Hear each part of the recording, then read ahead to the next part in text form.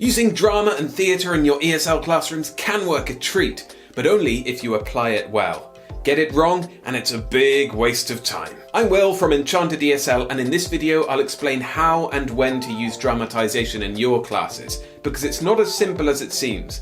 Often roleplay is the better option. But wait, what are the differences between roleplay and dramatization?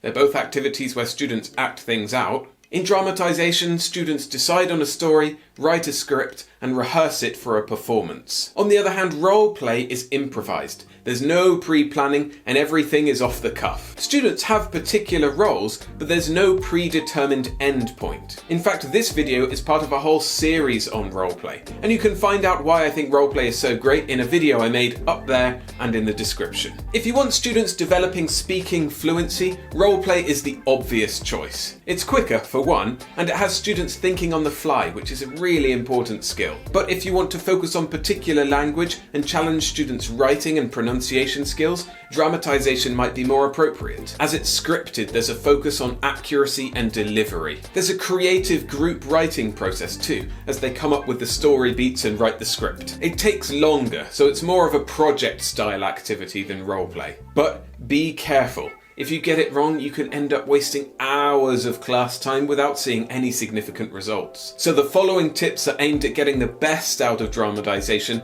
so it's a highlight of your classes and not a chore. First, keep it short. Tell students their play should only last a minute or two. They may want to do long, elaborate stories, but trust me, those things will just drag on and on. Plus, limiting the length means students have to be more concise and careful with their words. Second, put a hard limit on practice and preparation time. There's never enough time to get the plays to perfection, and if you don't set a hard limit, students will just keep on practicing and changing things and they'll never get ready. Third, get students to plan their stories backwards. They should know the end point of the story before they plan anything else. Then they can write their plays to go towards that point, rather than starting somewhere and meandering in a random direction. This helps keep the plays short and focused. Fourth, give them prompts. You can actually tell them what the end point of the play should be. For example, in the end, they all agreed to eat at the Italian restaurant. Choose a prompt that will require language you want to focus on, and give them some key words as well. Or if there's no particular language focus, then give them something entertaining to do, like,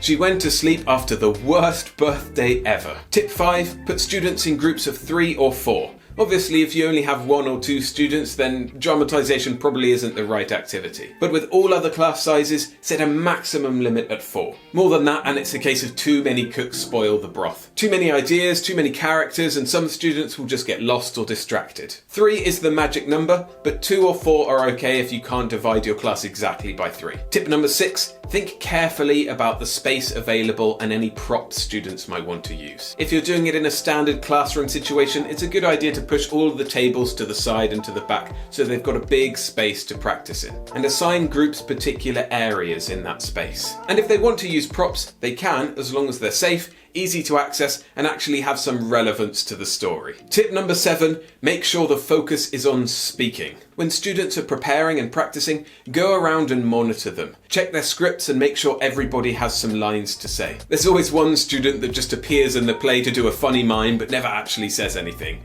That's not okay. If you're finding this video helpful, please hit the like button. It really helps the channel grow.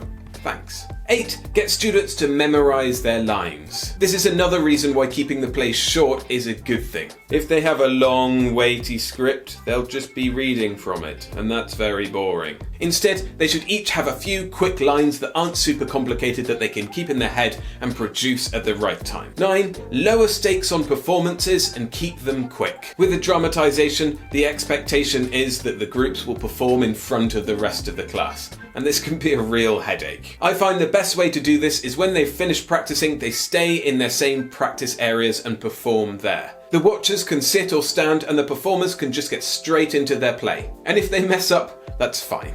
Don't give them a score or a judgment at the end. Just quietly assess their language and effort. Tip number 10, get it all done in one session. This is important, and it's why the hard time limits are a must. Don't let the activity drag on into the next class. Unless you want it to, you could plan to have 2 sessions doing the activity, but then you don't want it to drag on into a 3rd session. The problem is, dramatizations lose their benefits the longer they go. I usually plan for about 20 minutes of practice and preparation time and then 3 minutes per performance. Obviously, if you've got a larger class, there'll be more performances and it'll take more time. Okay, there's one more big tip, and it solves a lot of the problems of doing dramatizations in class. And that tip is, don't do dramatizations in class.